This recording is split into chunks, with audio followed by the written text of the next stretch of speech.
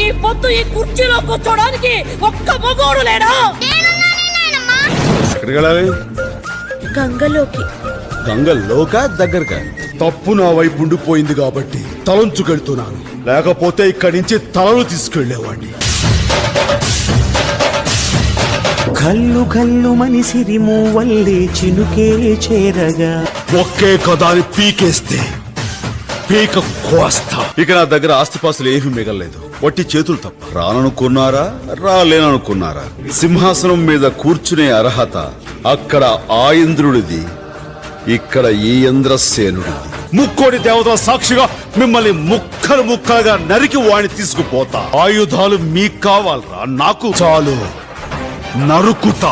నరకటం మొదలెట్టాక వరసలు చూడను.